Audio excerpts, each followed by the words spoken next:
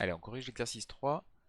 Donc on va construire, toujours pareil, section du cube par le plan MNP, avec les points MNP disposés comme ceci maintenant, N sur BC, M sur CG et P sur HG.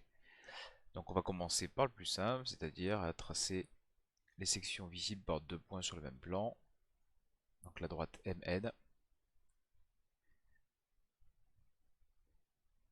hop, comme ceci. Donc la droite MN qui vit sur la face de droite. Ensuite on nous demande de construire l'intersection des... Ah oui, il y a même MP. MP aussi on peut le construire.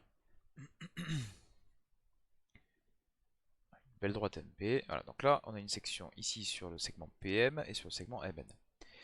La question 1, construire l'intersection des droites MP et DC qui vivent sur le même plan, qui est la face du fond du cube, la face DCG.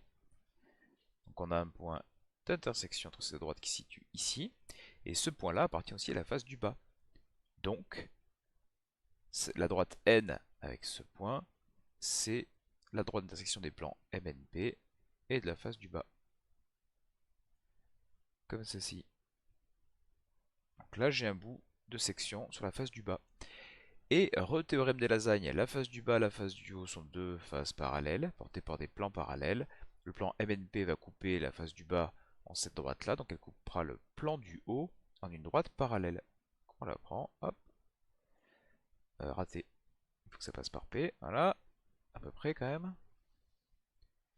On la refait parce que je suis pas capable de copier-coller sur Paint. Très beau logiciel. J'essaierai de faire mieux plus tard. Donc là, on a la section sur la face du haut, la section sur la face du bas, la face de droite, la face du fond. Il ne reste plus que gauche et la face de devant. Ben, pour la face de gauche, on va tracer la parallèle AMN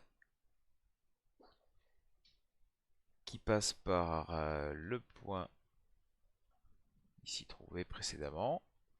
Et donc là, on a la section sur la face de gauche. Et il ne reste plus qu'à tracer la section sur la face de devant avec les deux points qui appartiennent. Voilà, on se trouve avec la section PMN qui était facile à trouver. Ce point-là, ce point-là, ce point-là, jusqu'à P.